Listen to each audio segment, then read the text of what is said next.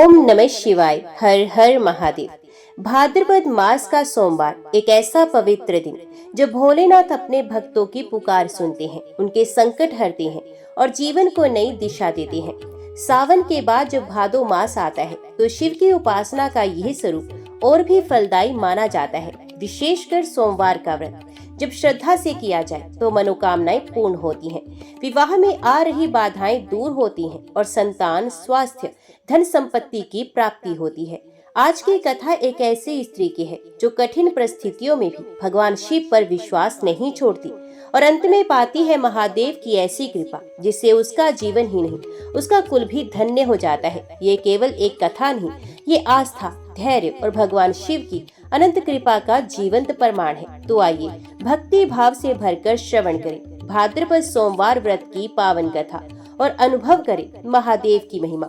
Video को अंत तक अवश्य सुनें और यदि आपको ये कथा उपयोगी लगे तो कृपया इसे लाइक करें, शेयर करें और हमारे चैनल को सब्सक्राइब करना ना भूलें। भोलेनाथ की कृपा से आपका जीवन हो सुख में, शांत और सिद्धियों से परिपूर्ण। ओम नमः शिवाय। हर हर महादेव। भाद्रपद मास का पहला सोमवार था। गांव शिवपुर में सुबह सुबह मंदिर की घंटियों की आवाज गूंज रही थी। उस मंदिर के बाहर एक स्त्री झाड़ू लगा रही थी। वे थी सावित्री। चेहरे पर थकान थी मगर आंखों में भक्ति का तेज। सावित्री एक निर्धन गृहिणी थी पर शिव भक्त ऐसी कि कोई भी कष्ट उसे शिवलिंग पर जल चढ़ाने से रोक नहीं पाता। उसका पति धीरज कई महीनों से बीमार था। घर में खाने को अनाज नहीं और शाहूकार रघुनाथ ने उसके घर को नीलाम करने की धमकी दे रखी थी। सावित्री ने भाद्रपद के चारों सोमवार का व्रत करने का संकल्प लिया। भोलेनाथ, तुम तो भूतों के नाथ हो, निर्धन को धन, निराश को आशा देते हो। मेरा घर टूट रहा है पर मेरा विश्वास तुम पर अडिग है। हर सोमवार वे व्रत रखती, मंदिर जाकर जल चढ़ाती, बेलपत्र अर्पित करती और पूरी रात ओम नमः शिवाय का जाप करती। लोग उसका मजाक उड़ाते, शिव तुम्हारा क्या कर लेंगे, पहले पति को अस्पताल ले जाओ। पर सावित्री मुस्कुरा देती, महादेव स्वयं वैद्यराज है, वे ही उपचार करेंगे। तीसरे सोमवार से पहले शाहूकार रघुनाथ घर पर आया। तेरे व्रत से क्या होगा सावित्री, तेरा पति मरने वाला है, घर नीलाम हो जाएगा। मेरी बात मान, मुझे गिरवी रख दे ये घर और मेरे घर में काम कर। सावित्री की आंखों में आंसू थे पर स्वर स्थिर था। जब शिव मेरे साथ है तो मैं अपने घर और आत्म सम्मान को नहीं बेच सकती। शाहूकार ने हंसते हुए कहा, ठीक है, अगले सोमवार तक तेरा पैसा नहीं आया तो घर मेरा।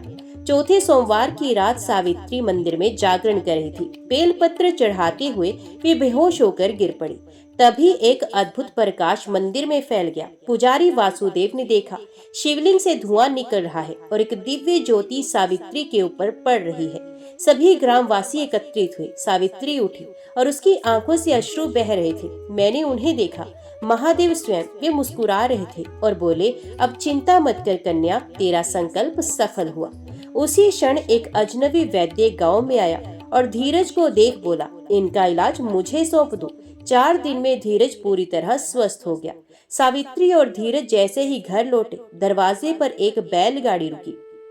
उसमें से एक बुजुर्ग उतरे, ये लो 500 स्वर्ण मुद्राएं, मैं दूर राज्य का व्यापारी हूँ। रात्रि में शिवजी ने स्वप्न में कहा कि सावित्री नामक महिला को ये धन देकर आशीर्वाद प्राप्त करो। गांव में कोलाहल मच गया। वही शाहूकार रघुनाथ आया और अपने व्यवहार के लिए क्षमा मांगने लगा। ग्राम वासियों ने सावित्री और धीरज के लिए एक नया घर बनवाया। सावित्री ने उस धन से गांव के मंदिर का जीर्ण उद्धार करवाया और एक भंडारा आरंभ किया जहां हर सोमवार को प्रसाद बंटने लगा। सावित्री अब गांव की शिव भक्त माता कहलाने लगी। उसके कुल में सुख, समृद्धि और भक्ति का दीपक हमेशा जलता रहा। उसका विश्वास, तप और प्रेम सबको ये सिखा गया कि जब हर और अंधकार हो तब एक दीपक ही शिव का मार्ग दिखा सकता है और वे दीपक है विश्वास। जो स्त्री पुरुष भाद्रपद मास के सोमवार को उपवास रखती हैं, शिव जी की कथा सुनते हैं, आस्था रखते हैं, उनकी सभी मनोकामनाएं पूर्ण होती हैं। ओम नमः शिवाय। हर हर महादेव। आर्याव्रत में चित्रवर्मा नाम से प्रसिद्ध एक राजा थे। वे दुष्टों को दंड देने के लिए यमराज के समान समझे जाते थे। वे धर्म मर्यादाओं के रक्षक, कुमार्गगामी पुरुषों को दंड देकर राह पर लाने वाले, समस्त यज्ञों का अनुष्ठान करने वाले और शरणार्थियों की रक्षा करने में समर्थ थे। भगवान शिव और विष्णु में उनकी बड़ी भक्ति थी। राजा चित्रवर्मा ने अनेक परम पराक्रमी पुत्रों को पाकर अंत में एक सुंदर मुख वाली कन्या प्राप्त की। एक दिन राजा ने जातक के लक्षण जानने वाले श्रेष्ठ ब्राह्मणों को बुलाकर कन्या की जन्म कुंडली के अनुसार भावी फल पूछे। तब उन ब्राह्मणों में से एक बहुज्ञ विद्वान ने कहा, महाराज, यह आपकी कन्या सीमंतिनी नाम से प्रसिद्ध होगी। ये उमा भगवती माता की भांति मंगलमयी, दमयंती की भांति परम सुंदरी, सरस्वती के समान सब कलाओं को जानने वाली तथा लक्ष्मी की भांति अत्यंत सद्गुणों से सुशोभित होगी। ये 10,000 वर्षों तक अपने स्वामी के साथ आनंद भोगेगी और 8 पुत्रों को जन्म देकर उत्तम सुख का उपभोग करेगी। तत्पश्चात एक दूसरे ब्राह्मण ने कहा, यह कन्या 14वें वर्ष में विधवा हो जाएगी। ये वज्रघात के समान दारुण वचन सुनकर राजा 2 घड़ी तक चिंता में डूबे रहे। तदनंतर सब ब्राह्मणों को विदा करके राजा ने सब कुछ भाग्य के अनुसार ही होता है ऐसा समझकर चिंता छोड़ दी। सीमंतिनी धीरे धीरे सयानी हुई। अपनी सखी के मुख से भावी वैधव्य की बात सुनकर उसे बड़ा खेद हुआ। तो उसने चिंता मगन होकर याज्ञवल्क्य मुनि की पत्नी मैत्रेयी जी से पूछा, माताजी, मैं आपके चरणों की शरण में आई हूँ। मुझे सौभाग्य बढ़ाने वाले सत्कर्म का उपदेश दीजिए। इस प्रकार शरण में आई हुई राजकन्या से पतिव्रता मैत्रेयी ने कहा, सुंदरी, तू शिव सहित पार्वती जी की शरण में जा और सोमवार को एकाग्रचित हो स्नान और उपवास पूर्वक स्वच्छ वस्त्र धारण करके शिव और पार्वती का पूजन कर। सोमवार के दिन शिव और पार्वती की आराधना करती है। इससे बड़ी भारी आपत्ति पड़ने पर भी तो उससे मुक्त हो जाएगी। घोर से घोर एवं भयंकर महाकलेश में पड़कर भी शिव पूजन ना छोड़ना, तो उसके प्रभाव से महान भय से पार हो जाओगी। इस प्रकार सीमंतिनी को आश्वासन देकर पतिव्रता मैत्रेयी आश्रम को चली गई। राजकुमारी ने उनके कथन अनुसार भगवान शिव का पूजन प्रारंभ किया। निषद देश में नल की पत्नी दमयंती के घर से इंद्रसेन नामक पुत्र हुआ था। राजा इंद्रसेन के पुत्र चंद्रागत हुए। नृप श्रेष्ठ चित्रवर्मा ने राजकुमार चंद्रागत को बुलाकर गुरुजनों की आज्ञा से उन्हीं के साथ अपनी पुत्री सीमंतिनी का विवाह कर दिया। उस विवाह में बड़ा उत्सव हुआ था। विवाह के पश्चात चंद्रागत कुछ काल तक ससुराल में ही रहे। एक दिन राजकुमार यमुना के पार जाने के लिए कुछ मित्रों के साथ नाव पर सवार हुए। भाग्यवश नाव यमुना के भंवर में मल्लाहों सहित डूब गई। यमुना के दोनों तटों पर बड़ा भारी हाहाकार मच गया। इस दुर्घटना को देखने वाले समस्त सैनिकों के विलाप से सारा आकाश मंडल गूंज उठा। डूबने वालों में से कुछ तो मर गए और कुछ द्राहों के पेट में चले गए तथा राजकुमार आदि कुछ लोग उस महाजाल में अदृश्य हो गए। ये समाचार सुनकर राजा चित्रवर्मा बड़े व्याकुल हुए और यमुना के किनारे आकर मूर्छित होकर गिर पड़े।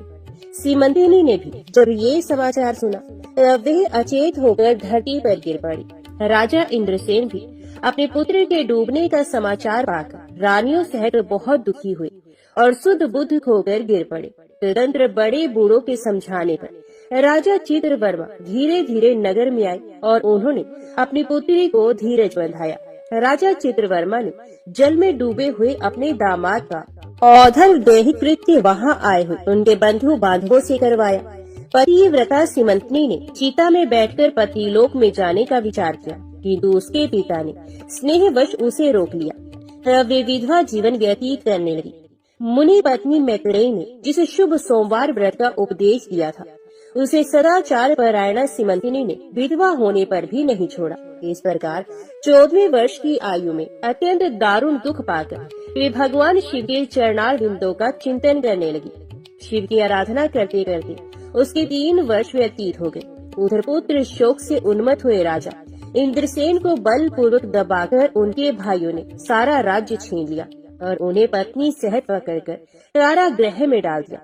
इंद्रसेन के पुत्र चंद्रागत यमुना के जल में डूबने पर नीचे नीचे गहराई में उतरने लगे। बहुत नीचे जाने पर उन्होंने नागवधों को जल क्रीड़ा में निमग्न देखा। राजकुमार को देखकर वे भी विस्मित हुए और उन्हें पाताल लोक में ले गए। वहाँ चंद्रागत ने तक्षक नाग के परम अद्भुत रमणीय नगर में प्रवेश किया और इंद्र भवन के समान मनोहर एक सुंदर महल देखा जो बड़े बड़े रत्नों की प्रकाशमान किरणों से उद्दीप्त हो रहा था। भगवान सूर्य के समान तेजस्वी तक्षक नाग को सभा भवन में विराजमान देख परम बुद्धिमान राजकुमार ने प्रणाम किया और हाथ जोड़कर खड़े हो गए। तक्षक के तेज से उनके नेत्र चौंधे आ गए। नागराज ने भी मनोरम राजकुमार को देखकर उन नागिनों से पूछा, ये कौन है और कहाँ से आया है? उन्होंने उत्तर दिया, हमने इसे यमुना जल में देखा है और इसके कुल तथा नाम का परिचय न होने के कारण आपके पास ले आई है। तब तक्षक ने राजकुमार से पूछा, तुम किसके पुत्र हो, कौन हो, कौन सा तुम्हारा देश है और यहाँ पर तुम्हारा कैसे आगमन हुआ है? राजपुत्र ने कहा, भूमंडल में निषिद्ध नाम से प्रसिद्ध एक देश है। उसके स्वामी राजा नल महायशस्वी हो गए हैं। वे पुण्य श्लोक माने जाते हैं। उनके पुत्र इंद्रसेन हुए और इंद्रसेन का पुत्र मैं हुआ। मेरा नाम चंद्रागत है। मैं अभी नूतन विवाह करके ससुराल में ही टिका था और यमुना जी के जल में विहार करता हुआ दैव की प्रेरणा से डूब गया। ये नाग पत्नियां मुझे आपके पास ले आई हैं। जन्मांतर के उपार्जित पुण्यों के प्रभाव से यहाँ मैंने आपके चरणार बिंदों का दर्शन किया है। आज मैं धन्य हूँ। मेरे माता पिता कृतार्थ हो गए क्योंकि आपने दया करके मेरी ओर देखा और मुझसे वार्तालाप किया है। इस प्रकार अत्यंत मनोहर उदारता पूर्ण वचन सुनकर तक्षक ने कहा, राजकुमार तुम भय न करो, धैर्य रखो और बताओ तुम संपूर्ण देवताओं में किसकी पूजा करते हो?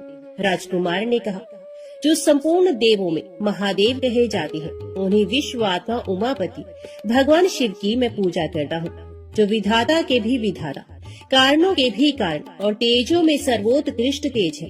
वे भगवान शिव मेरी परम गति है, जो अत्यंत निकट होकर भी पाप से दूषित चित्त वाले पुरुषों के लिए बहुत दूर है तथा जिनके तेज की कोई सीमा नहीं, जो अग्नि, भूमि, वायु, जल और आकाश में भी स्थित है। वे विश्वात्मा भगवान सदाशिव हम सबके लिए परम पूजनीय है, जो संपूर्ण भूतों के साक्षी, सबकी आत्मा में स्थित रहने वाले परमेश्वर तथा निरंजन है। संपूर्ण संसार जिनकी इच्छा के अधीन है, मैं उन भगवान शिव की पूजा करता हूँ।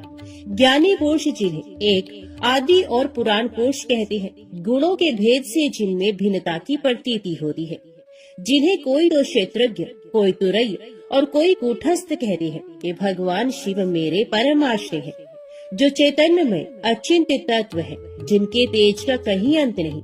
श्रुति के नेति नेति वचनों से तद भिन्न समस्त वस्तुओं का बाध करके जिनके स्वरूप का निश्चय किया गया है, तथा आत्म ज्ञानी पुरुषों के भी मन और वाणी की वृत्तियाँ जिनका स्पर्श नहीं कर पाती हैं, वे ही ये भगवान शिव मेरे परम पूजनीय है।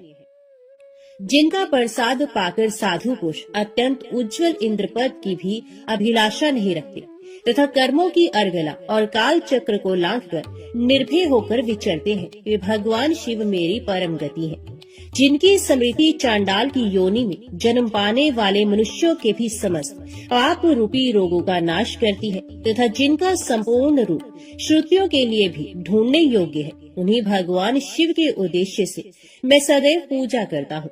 देव नदी गंगा जिनके मस्तक पर स्थान पाकर सुशोभित होती है, भगवती जगदम्बिका जिनके अर्धांग में निवास करती है, तक्षक और वासुकी दोनों नागराज जिनके कानों के कुंडल हैं, वे चंद्रशेखर भगवान शिव मेरे परमाश्रय हैं। जिनके चरण कमल वेदों के शीर्ष स्थानीय उपनिषदों में गौरवान्वित होती है, वेदांत की श्रुति भी जिनके चरणार विंदों का गुणगान करती है, जिनका दिव्य स्वरूप सदा योगियों के हृदय में प्रकाशित होता है तथा जिनकी सगुण मूर्ति संपूर्ण तत्वों का प्रकाश करने वाली है, गुणमयी सृष्टि पर विजय पाने वाले वे भगवान शंकर मेरे द्वारा पूजित होते हैं। राजकुमार की ये बात सुनकर तक्षक का चित्त प्रसन्न हो गया। उनके हृदय में महादेव जी के प्रति नूतन भक्ति भाव का उदय हो गया और वे उनसे इस प्रकार बोले, राजेंद्र नंदन, तुम्हारा कल्याण हो। मैं तुम पर बहुत प्रसन्न हूँ क्योंकि तुम बालक होकर भी सर्वोत्कृष्ट परात्पर शिव तत्व को जानते हो। देखो, ये रत्न में लोक है, ये मनोहर नेत्रों वाली युक्तियाँ हैं, ये मनोवांछित कामना पूर्ण करने वाले कल्प वृक्ष है तथा ये अमृत रूपी जल से भरी हुई बावलियाँ हैं। यहाँ मृत्यु का दारुण भय नहीं है, बुढ़ापा और रोग से यहाँ किसी को पीड़ा नहीं होती है। तुम इच्छा अनुसार यही रहो और यथा योग्य सुख भोगों का उपभोग करो। नागराज के ऐसा कहने पर राजकुमार हाथ जोड़कर बोले, नागराज, मैंने समय पर विवाह किया है। मेरी पत्नी उत्तम व्रत का पालन करने वाली और शिव पूजा परायणा है और मैं अपने माता पिता का इकलौता पुत्र हूँ। वे सब लोग इस समय मुझे मरा हुआ मानकर महान शोक से घिर गए होंगे, अतः मुझे किसी प्रकार भी यहाँ अधिक समय तक नहीं ठहरना चाहिए। आप कृपा करके मुझे उसी मनुष्यलोक में पुनः पहुँचा दे। नागराज तक्षक ने कहा, राजकुमार, तुम जब जब मेरी याद करोगे तब तब तुम्हारे सामने प्रकट हो जाऊंगा। ऐसा कहकर उन्होंने राजकुमार को एक सुंदर अश्व भेंट किया, जो इच्छा के अनुसार चलने वाला था। अनेक प्रकार के द्वीपों, समुद्रों और लोकों में उसकी अप्रतिहत गति थी। इसके सिवा उन्हें रत्न में आभूषण, दिव्य वस्त्र एवं दिव्य अलंकार भेंट किए। उनकी सहायता के लिए सारी व्यवस्था करने के पश्चात रक्षक ने जाओ कहकर प्रेम पूर्वक उन्हें विदा किया। चंद्रांगद उस घोड़े पर सवार हो निकले और थोड़ी ही देर में यमुना के जल से बाहर आकर उस दिव्य अश्व पर चढ़े हुए नदी के रमणीय तट पर घूमने लगे। इसी समय पतिव्रता सीमंतनी अपनी सखियों से घिरी हुई वहां स्नान करने के लिए आई। उसने यमुना के तट पर मनुष्य रूप धारी नाग कुमार के साथ भ्रमण करते हुए राजकुमार चंद्रांगद को देखा।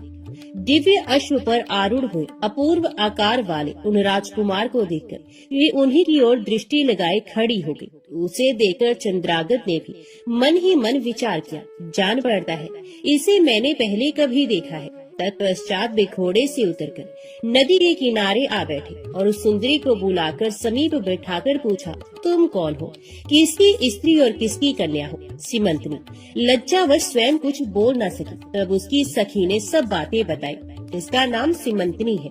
ये निषद राज इंद्रसेन की पुत्रवधू, युवराज चंद्रांगद की पत्नी और महाराज चित्रवर्मा की पुत्री है। दुर्भाग्यवश इसके पति इस महाजल में डूब गए। इससे वैधव्य का दुख प्राप्त करके यह बाला शोक से सूखती जा रही है। अत्यंत प्रबल शोक में ही इसने 3 वर्ष व्यतीत किए हैं। आज सोमवार है, इसलिए यहाँ यमुना जी के स्नान करने के लिए आई है।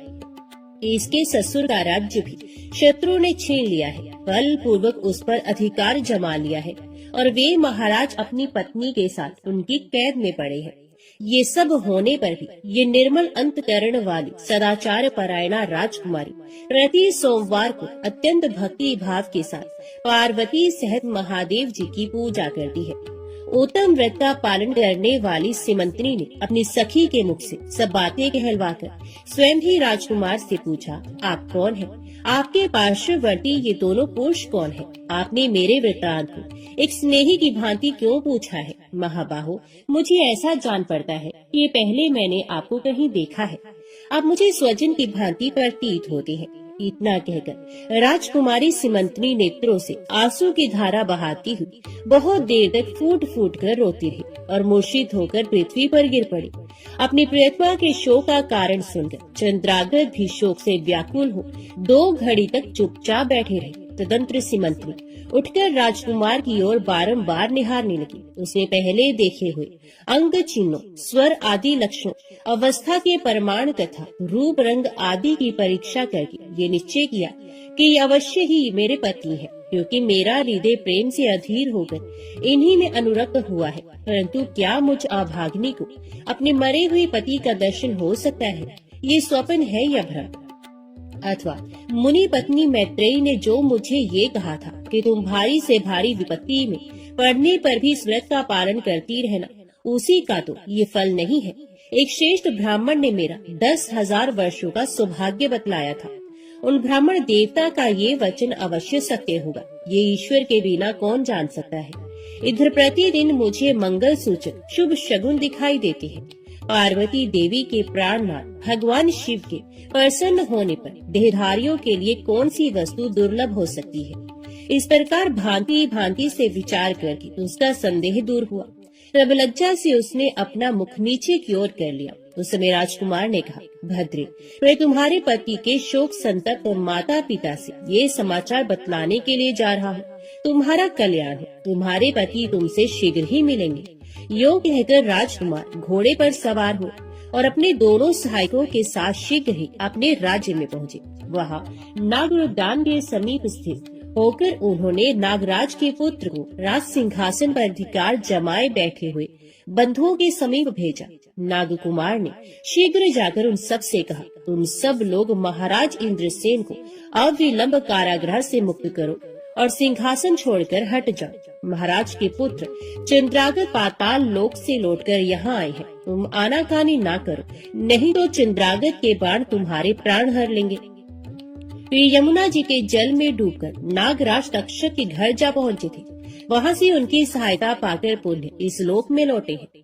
नागकुमार की कही हुई ये सारी बातें सुनकर शत्रुओं ने भी बहुत अच्छा कहकर उनकी आज्ञा स्वीकार की और महाराज इंद्रसेन को उनके खोए हुए पुत्र के पुनः लौट आने का समाचार बताकर उनका सिंहासन उन्हें लौटा दिया। महाराज को प्रसन्न करके भी वे लोग भयभीत बने रहे। मेरा पुत्र आ रहा है, ये बात सुनकर राजा प्रेम के आंसू बहाते हुए आनंद में डूब गए।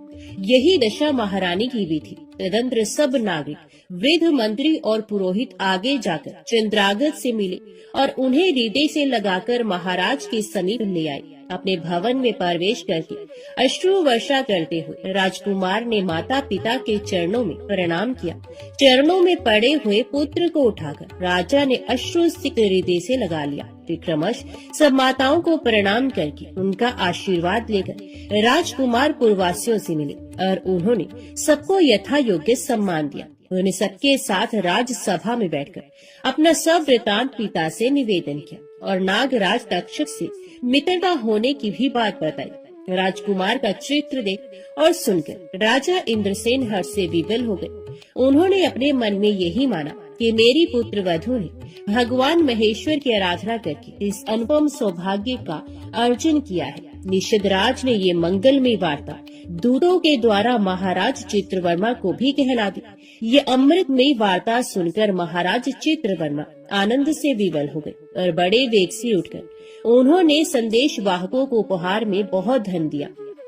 फिर अपनी पुत्री को बुलवाकर उन्होंने उससे वैधव्य के चिन्हों का परित्याग करवाया और उसे नाना प्रकार के आभूषणों से विभूषित किया। तत्पश्चात समूचे राष्ट्र के गांव और नगर आदि में बड़ा भारी उत्सव हुआ और सब लोगों ने राजकुमारी सीमंतिनी के सदाचार की बड़ी प्रशंसा की। चित्रवर्मा ने इंद्रसेन के पुत्र चंद्रागत को बुलाकर सीमंतिनी को उनके साथ विदा कर दिया। चंद्रागत ने तक्षक के घर से लाए हुए रत्न आदि आभूषणों के द्वारा, जो मानव मात्र के लिए अत्यंत दुर्लभ है, अपनी पत्नी को अलंकृत किया। तपे हुए स्वर्ण के समान सुशोभित 40 कोस तक जाने वाले सुगंध से युक्त दिव्य अंगराग से सीमंतिनी की बड़ी शोभा हो रही थी। कमल के केसर के समान रंग वाले कल्प वृक्ष के पुष्पों से बनी हुई और कभी ना कुम्हलाने वाली माला भी सती सीमंतिनी की शोभा बढ़ा रही थी। इस प्रकार शुभ मुहूर्त में अपनी पत्नी को साथ लेकर श्वशुर की आज्ञा से चंद्रागत उन्हें अपनी नगरी में आए। महाराज इंद्रसेन ने अपने पुत्र को राज सिंहासन पर बिठाकर तपस्या द्वारा भगवान शिव की आराधना करके योगी पुरुषों को उपलब्ध होने वाली उत्तम गति प्राप्त की। राजा चंद्रागत ने अपनी धर्म पत्नी सीमंतिनी के साथ 10,000 वर्षों तक नाना प्रकार के विषयों का उपभोग किया। उन्होंने 8 पुत्रों और 1 कन्या को जन्म दिया। सीमंतिनी प्रतिदिन भगवान महेश्वर की पूजा करती हुई अपने स्वामी के साथ सुख पूर्वक रहने लगी। उसने सोमवार व्रत के प्रभाव से अपना खोया हुआ सौभाग्य प्राप्त कर लिया। ओम नमः शिवाय। हर हर महादेव। अभी सुनिए 16 सोमवार की व्रत कथा। एक बार भगवान शिव जी पार्वती जी के साथ भ्रमण करते हुए मृत्यु लोक की अमरावती नगरी में पहुँचे। उस नगर के राजा ने भगवान शिव का एक विशाल मंदिर बनवा रखा था। शिव और पार्वती उस मंदिर में रहने लगे। एक दिन पार्वती ने भगवान शिव से कहा कि हे प्राणनाथ, आज मेरी चौसर खेलने की इच्छा हो रही है। पार्वती की इच्छा जानकर शिव पार्वती के साथ चौसर खेलने बैठ गए। खेल प्रारंभ होते ही उस मंदिर का पुजारी वहाँ आ गया। माता पार्वती जी ने पुजारी जी से पूछा कि हे पुजारी जी, ये बताइए कि इस बाजी में किसकी जीत होगी। तो ब्राह्मण ने कहा कि महादेव जी की, परंतु चौसर में शिव जी की पराजय हुई और माता पार्वती जी की जीत हुई। तब ब्राह्मण को उन्होंने झूठ बोलने के अपराध में कोढ़ी होने का श्राप दिया। शिव और पार्वती उस मंदिर से कैलाश पर्वत पर लौट गए। पार्वती जी के श्राप के कारण पुजारी कोढ़ी हो गया। नगर के स्त्री पुरुष उस पुजारी की परछाई से भी दूर दूर रहने लगे। कुछ लोगों ने राजा से पुजारी के कोढ़ी हो जाने की शिकायत की, तो राजा ने किसी पाप के कारण पुजारी के कोढ़ी हो जाने का विचार कर उस मंदिर से निकलवा दिया। उसकी जगह दूसरे ब्राह्मण को पुजारी बना दिया गया। कोढ़ी पुजारी मंदिर के बाहर बैठकर भिक्षा मांगने लगा। कई दिनों के पश्चात स्वर्गलोक की कुछ अप्सराएं उस मंदिर में पधारी और उसे देखकर अप्सराओं ने कारण पूछा। पुजारी ने उन्हें भगवान शिव और पार्वती जी के चौसर खेलने और पार्वती जी के शाप देने की सारी कहानी कह सुनाई। तब अप्सराओं ने पुजारी से 16 सोमवार का विधिवत व्रत रखने को कहा। पुजारी द्वारा पूजन विधि पूछने पर अप्सराओं ने कहा, सोमवार के दिन सूर्य उदय से पहले उठकर स्नान आदि से निर्वृत्त होकर स्वच्छ वस्त्र पहनकर आधा सेर गेहूं का आटा लेकर उसके 3 अंग बनाना, फिर घी का दीपक जलाकर गुड़ नैवेद्य बेलपत्र चंदन अक्षत फूल जनेऊ का जोड़ा लेकर प्रदोष काल में भगवान शिव की पूजा अर्चना करना। पूजा के बाद 3 अंगों में एक अंग भगवान शिव को अर्पण करके एक आप ग्रहण करना। शेष 2 अंगों को भगवान का प्रसाद मानकर वहां उपस्थित स्त्री पुरुषों और बच्चों को बांट देना। इस तरह व्रत करते हुए जब 16 सोमवार बीत जाए तो 17वें सोमवार को 1 पाव आटे की बाटी बनाकर उसमें घी और गुड़ मिलाकर चूरमा बनाना, फिर भगवान शिव को भोग लगाकर वहां उपस्थित स्त्री पुरुष और बच्चों को प्रसाद बांट देना। इस तरह 16 सोमवार व्रत करने और व्रत कथा को सुनने से भगवान शिव तुम्हारे कोढ़ को नष्ट करके तुम्हारी सभी मनोकामनाएं पूरी कर देंगे। इतना कहकर अप्सराएं स्वर्गलोक को चली गयी। पुजारी ने अप्सराओं के कथन अनुसार 16 सोमवार का विधिवत व्रत किया। फलस्वरूप भगवान शिव की अनुकंपा से उसका कोढ़ नष्ट हो गया। राजा ने उसे फिर मंदिर का पुजारी बना दिया और वह मंदिर में भगवान शिव की पूजा करता आनंद से जीवन व्यतीत करने लगा। कुछ दिनों के बाद उन्हें पृथ्वी का भ्रमण करते हुए भगवान शिव और पार्वती उस मंदिर में पधारे। स्वस्थ पुजारी को देखकर पार्वती ने आश्चर्य से उसके रोग मुक्त होने का कारण पूछा, तो पुजारी ने उन्हें 16 सोमवार व्रत करने की सारी कथा कह सुनाई। पार्वती जी भी व्रत की बात सुनकर बहुत प्रसन्न हुई और उन्होंने पुजारी से उसकी विधि पूछकर स्वयं 16 सोमवार का व्रत प्रारंभ किया। पार्वती जी उन दिनों अपने पुत्र कार्तिकेय के नाराज होकर दूर चले जाने से बहुत चिंतित रहती थी। वे कार्तिकेय को लौटा लाने के अनेक उपाय कर चुकी थी, लेकिन कार्तिकेय लौटकर उनके पास नहीं आ रहे थे। 16 सोमवार का व्रत करते हुए पार्वती ने भगवान शिव से कार्तिकेय के लौटने की मनोकामना की। व्रत समापन के तीसरे दिन सचमुच कार्तिकेय वापस लौट आए। कार्तिकेय ने अपने हृदय परिवर्तन के संबंध में पार्वती जी से पूछा, हे माता, आपने ऐसा कौन सा उपाय किया था जिससे मेरा क्रोध नष्ट हो गया और मैं वापस लौट आया? तब पार्वती जी ने कार्तिकेय को 16 सोमवार के व्रत की कथा कह सुनाई। कार्तिकेय अपने एक ब्राह्मण मित्र ब्रह्मदत्त के परदेश चले जाने से बहुत दुखी थे। उसको वापस लौटाने के लिए कार्तिकेय ने 16 सोमवार का व्रत करते हुए ब्रह्मदत्त के वापस लौट आने की कामना प्रकट की। व्रत के समापन के कुछ दिनों के बाद मित्र लौट आया। ब्राह्मण ने कार्तिकेय से कहा, प्रिय मित्र, तुमने ऐसा कौन सा उपाय किया जिससे परदेश में मेरे विचार एकदम परिवर्तित हो गए और मैं तुम्हारा स्मरण करते हुए लौट आया? कार्तिकेय ने अपने मित्र को भी 16 सोमवार के व्रत की कथा विधि सुनाई। ब्राह्मण मित्र व्रत के बारे में सुनकर बहुत खुश हुआ और उसने भी व्रत किया। 16 सोमवार व्रत का समापन करने के बाद ब्रह्मदत्त विदेश यात्रा पर निकला। वह नगर के राजा हर्षवर्धन की बेटी राजकुमारी गुंजन का स्वयंवर हो रहा था। वहाँ के राजा ने प्रतिज्ञा की थी कि एक हथिनी यह माला जिसके गले में डालेगी वे अपनी पुत्री का विवाह उसी से करेगा। ब्राह्मण भी उत्सुकतावश महल में चला गया। वहाँ कई राज्यों के राजकुमार बैठे थे। तभी एक सजी धजी हथिनी सूंड में जयमाला लिए वहाँ आई। हथिनी ने ब्राह्मण के गले में जयमाला डाल दी। फलस्वरूप राजकुमारी का विवाह ब्राह्मण से हो गया। एक दिन उसकी पत्नी ने पूछा, हे प्राणनाथ, आपने कौन सा शुभ कार्य किया था जो उस हथिनी ने राजकुमारों को छोड़कर आपके गले में जयमाला डाल दी? ब्राह्मण ने 16 सोमवार व्रत की विधि बताई। अपने पति से 16 सोमवार का महत्व जानकर राजकुमारी ने पुत्र की इच्छा से 16 सोमवार का व्रत किया। निश्चित समय पर भगवान शिव की अनुकंपा से राजकुमारी के एक सुंदर, सुशील व स्वस्थ पुत्र पैदा हुआ। पुत्र का नामकरण गोपाल के रूप में हुआ। बड़ा होने पर पुत्र गोपाल ने भी माँ से एक दिन प्रश्न किया कि मैंने तुम्हारे ही घर में जन्म लिया, इसका क्या कारण है। माता गुंजन ने पुत्र को 16 सोमवार व्रत की जानकारी दी। व्रत का महत्व जानकर गोपाल ने भी व्रत करने का संकल्प किया। गोपाल जब 16 वर्ष का हुआ तो उसने राज्य पाने की इच्छा से 16 सोमवार का विधिवत व्रत किया। व्रत समापन के बाद गोपाल घूमने के लिए समीप के नगर में गया।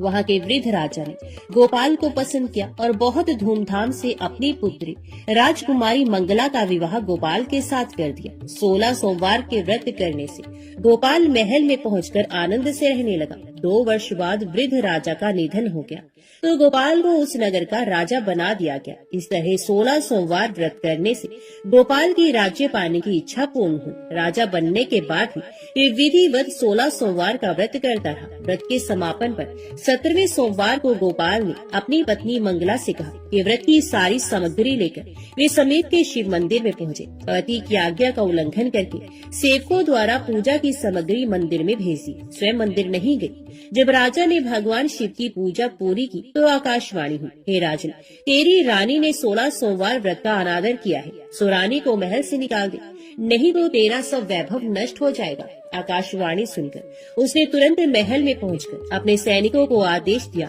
कि रानी को दूर किसी नगर में छोड़ा। सैनिकों ने राजा की आज्ञा का पालन करते हुए उसे तत्काल घर से निकाल दिया। रानी भूखी प्यासी उस नगर में भटकने लगी। रानी को उस नगर में एक बुढ़िया मिली। ये बुढ़िया सूत काट कर बाजार बेचने जा रही थी, लेकिन इस बुढ़िया से सूत उठ नहीं रहा था। बुढ़िया ने रानी से कहा, बेटी, यदि तुम मेरा सूत उठाकर बाजार तक पहुंचा दो और सूत बेचने में मेरी मदद करो तो मैं तुम्हें धन दूंगी। रानी ने बुढ़िया की बात मान ली, लेकिन जैसे ही रानी ने सूत की गठरी को हाथ लगाया तभी जोर की आंधी चली और गठरी खुल जाने से सारा सूत आंधी में उड़ गया। बुढ़िया ने उसे फटकार कर भगा दिया। रानी चलते चलते नगर में एक तेली के घर पहुंची। उस तेली ने तरस खाकर रानी को घर में रहने के लिए कह दिया, लेकिन तभी भगवान शिव के प्रकोप से तेली के तेल से भरे मटके एक एक करके फूटने लगे। तेली ने भी भगा दिया। भूख प्यास से व्याकुल रानी वहाँ से आगे गई और चल पड़ी। रानी ने एक नदी पर जल पीकर अपनी प्यास शांत करनी चाहिए तो नदी का जल उसके स्पर्श से सूख गया। अपने भाग्य को कोसती हुई रानी आगे चल दी। चलते चलते रानी एक जंगल में पहुंची। उस जंगल में एक तालाब था, उसमें निर्मल जल भरा हुआ था। निर्मल जल देखकर रानी की प्यास तेज हो गई। जल पीने लगी। रानी ने तालाब की सीढ़ियां उतरकर जैसे ही जल को स्पर्श किया तभी उस जल में असंख्य कीड़े उत्पन्न हो गए। रानी ने दुखी होकर उस गंदे जल को पीकर अपनी प्यास शांत की। रानी ने एक पेड़ की छाया में बैठकर कुछ देर आराम करना चाहा तो उस पेड़ के पत्ते पल भर में सूखकर बिखर गए। रानी दूसरे पेड़ के नीचे जाकर बैठी। जिस पेड़ के नीचे बैठती वही सूख जाता। वन और सरोवर की ये दशा देखकर वहाँ के गवाले बहुत हैरान हुए। गवाले रानी को समीप के मंदिर में पुजारी जी के पास ले गए। रानी के चेहरे को देखकर ही पुजारी जान गया कि रानी अवश्य किसी बड़े घर की है। भाग्य के कारण दर दर भटक रही है। पुजारी ने रानी से कहा, पुत्री, तुम कोई चिंता नहीं करो, मेरे साथ इस मंदिर में रहो, कुछ ही दिनों में सब ठीक हो जाएगा। पुजारी की बातों से रानी को बहुत सांत्वना मिली। रानी उस मंदिर में रहने लगी। रानी भोजन बनाती तो सब्जी जल जाती, आटे में कीड़े पड़ जाते, जल से बदबू आने लगती। पुजारी भी रानी के दुर्भाग्य से बहुत चिंतित होते हुए बोली, हे पुत्री, अवश्य ही तुझसे कोई अनुचित काम हुआ है जिसके कारण देवता तुझसे नाराज है और उनकी नाराजगी के कारण ही तुम्हारी ये दशा हुई है। पुजारी की बात सुनकर रानी ने अपने पति के आदेश पर मंदिर में न जाकर शिव की पूजा नहीं करने की सारी कथा कह सुनाई। तो पुजारी ने कहा, अब तुम कोई चिंता मत करो, कल सोमवार है और कल से तुम 16 सोमवार के व्रत करना शुरू कर दो। भगवान शिव अवश्य तुम्हारे दोषों को क्षमा कर देंगे। पुजारी की बात मानकर रानी ने 16 सोमवार के व्रत प्रारंभ कर दिए। रानी सोमवार का व्रत करके शिव की विधिवत पूजा अर्चना की और व्रत कथा सुनने लगी। जब रानी ने 17वें सोमवार को विधिवत व्रत का समापन किया तो उधर उसके पति राजा के मन में रानी की याद आई। राजा ने तुरंत अपने सैनिकों को रानी को ढूंढकर लाने के लिए भेजा। रानी को ढूंढते हुए सैनिक मंदिर में पहुंचे और रानी से लौटकर चलने के लिए कहा। पुजारी ने सैनिकों से मना कर दिया और सैनिक निराश होकर लौट गए। उन्होंने लौटकर राजा को सारी बात बताई।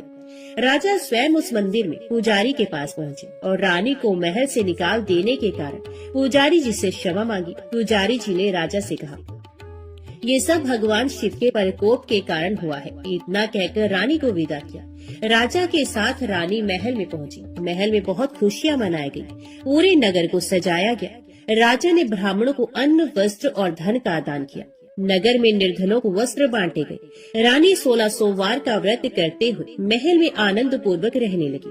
भगवान शिव की अनुकंपा से उसके जीवन में सुख ही सुख भर गए। 16 सोमवार के व्रत करने और कथा सुनने से मनुष्य की सभी मनोकामनाएं पूर्ण होती हैं और जीवन में किसी तरह की कमी नहीं होती है। स्त्री पुरुष आनंद पूर्वक जीवन यापन करते हुए मोक्ष को प्राप्त होती है।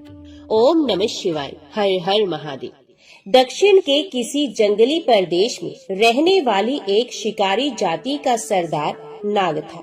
उसका काम था हत्या करना। उसके बाणों की नोक में जहर लगा रहता था जो आग के समान जलता था।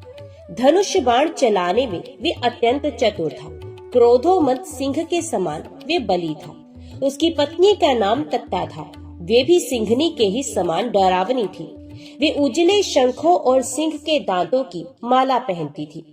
बहुत दिनों के बाद उन्हें एक पुत्र उत्पन्न हुआ। उसका नाम तिन रखा गया। तिन का अर्थ भारी होता है।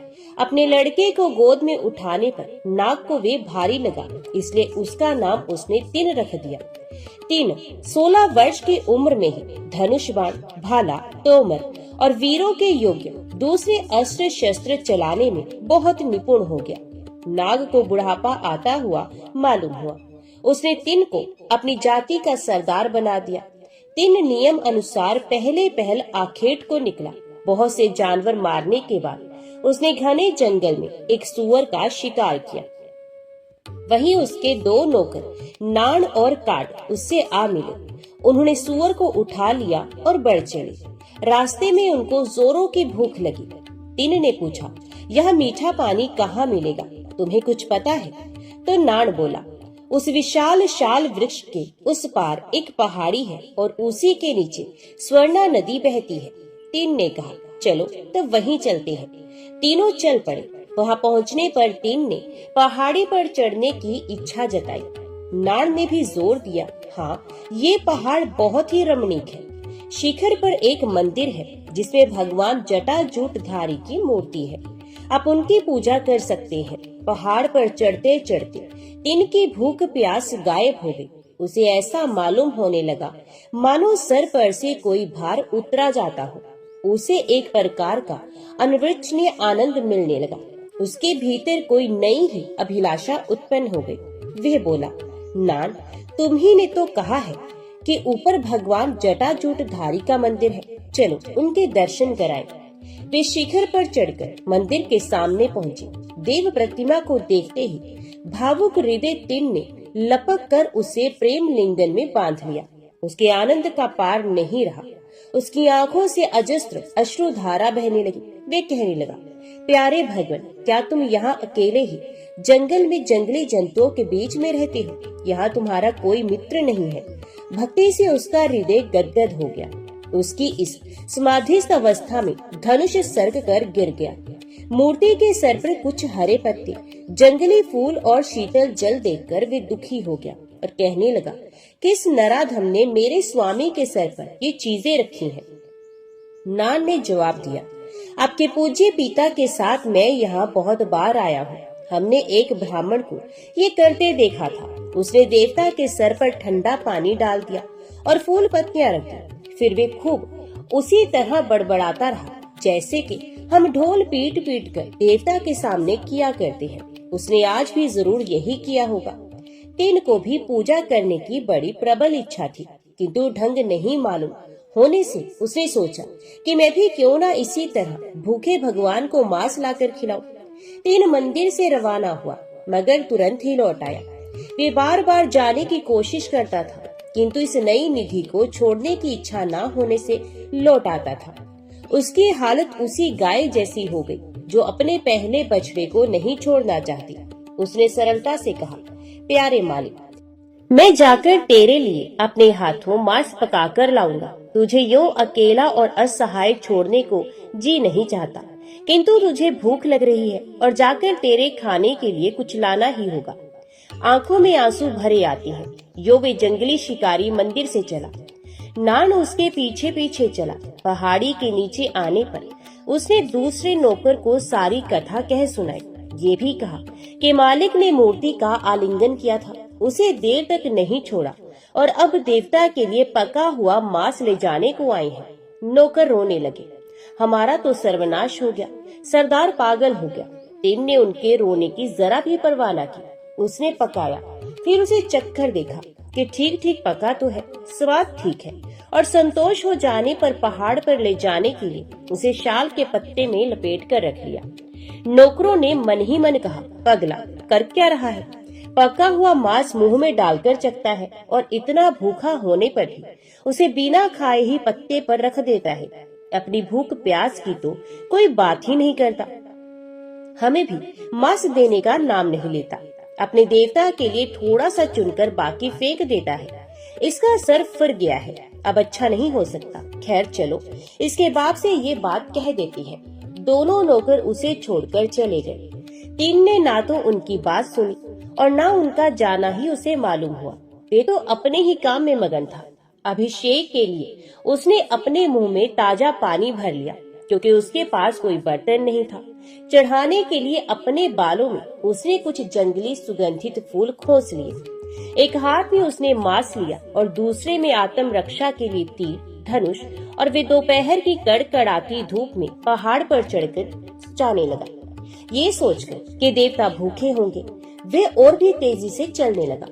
शिखर पर पहुंचने के बाद वे मंदिर में जूता पहने ही दौड़कर घुस गया। देवता के सर पर से पुराने फूल उसने बड़े स्नेह के साथ पैरों से हटाए, अभिषेक के लिए ऊपर से कुल्ला कर दिया और देवता के आगे मांस रखकर अपनी साधारण बोली में खाने का आग्रह करने लगा। अंधेरा हो गया। टिन ने सोचा, ये समय तो जंगली जानवरों के घूमने का है, देवता को यहाँ अकेला छोड़कर मैं नहीं जा सकता। उसने हाथ में धनुष बाण लेकर रात भर पहरा दिया। सवेरा होने पर जब चिड़िया चहचहाने लगी, तब वे देवता के आगे प्रणिपात और प्रार्थना करके ताजा मांस लाने के लिए चला गया।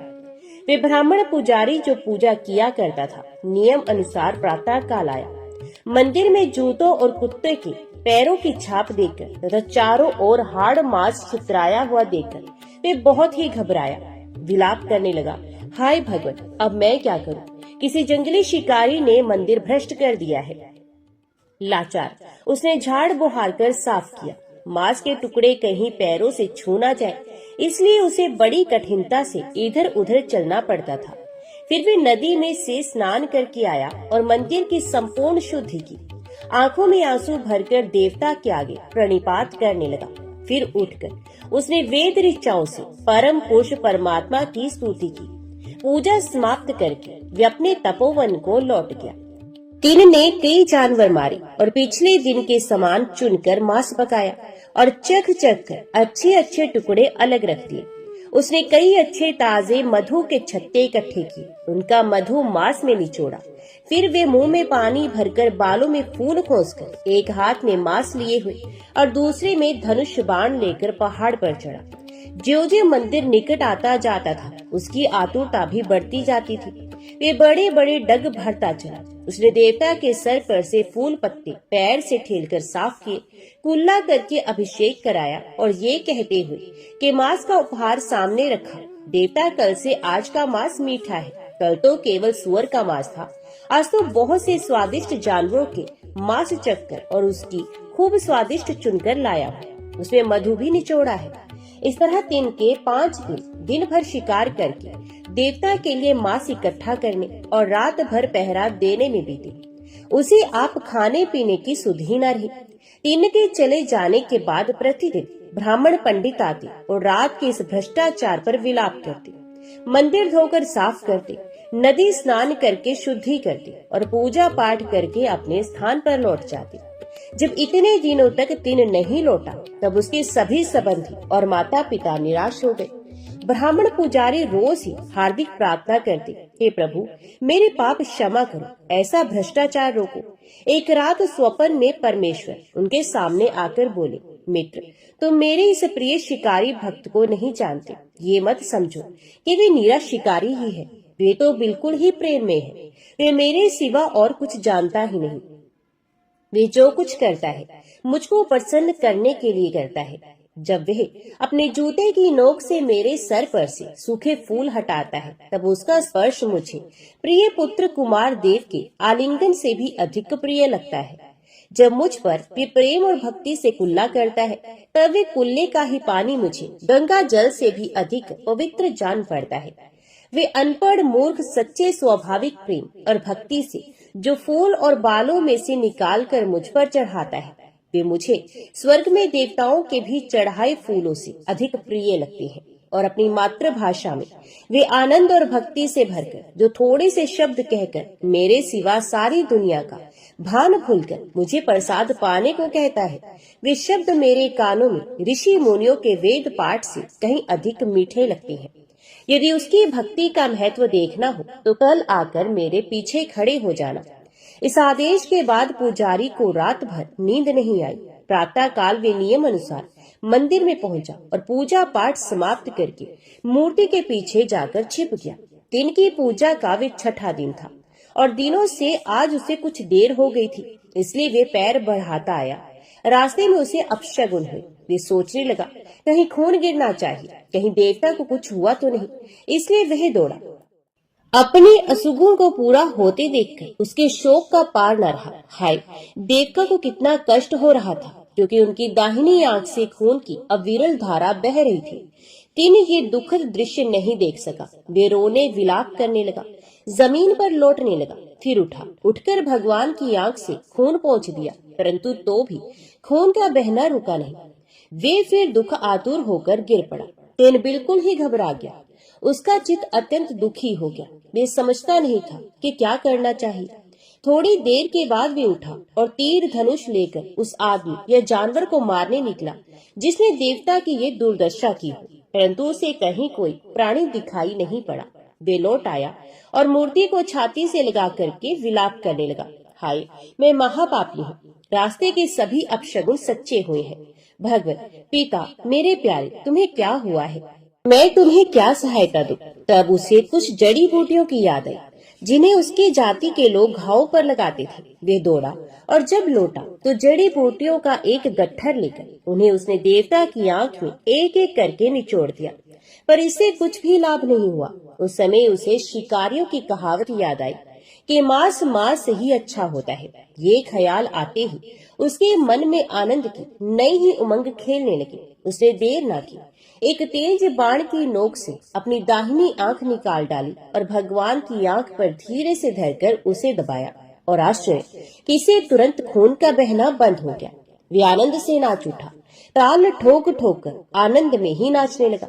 उसकी असीम प्रसन्नता पूर्ण हंसी और आनंद ध्वनि से मंदिर गूंज गया। पर ये क्या हुआ, अरे इस बीच बाईं आंख से भी खून बहने लगा। इस पर दुख और घबराहट में तीन भान भूल गया, परंतु वे विस्मृति क्षणिक ही थी। तुरंत ही वे संभल उठा और उसने कहा, मेरे जैसा कौन मूर्ख होगा जो इस पर शोक करता है। इसकी दवा तो मुझे मिल ही गई है, अब भी मेरी एक आंख तो है। तब देवता की बाईं आंख पर अपना बायां पैर रखकर, जिससे उसे पता चले कि कहाँ आंख लगानी है, क्योंकि आंख निकालने के बाद उसे कुछ भी नहीं सूझेगा। उसने पहले से भी अधिक तेजी से बाईं आंख के कोने में तीर की नोक लगाई। देवता उसकी इस भक्ति पर पुष्प बरसाने लगे। स्वयं भगवान ने अपने हाथ बढ़ाकर तीन का हाथ पकड़कर रोक लिया और कहा, ठहरो मेरे कन्नप ठहर जाओ।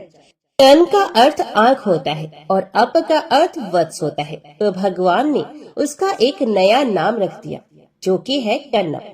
फिर परमेश्वर ने कन्नप का हाथ पकड़कर उसे अपने पास खींच लिया और कहा, त्याग और प्रेम की मूर्ति कन्नप, तू इसी भांति सर्वदा मेरे पास रहा कर। ब्राह्मण पुजारी ने यह आश्चर्यजनक दृश्य देखा और सच्ची तथा सीधी साधी भक्ति का रहस्य समझा। तो बोलो, भक्त और उनके भगवान की जय।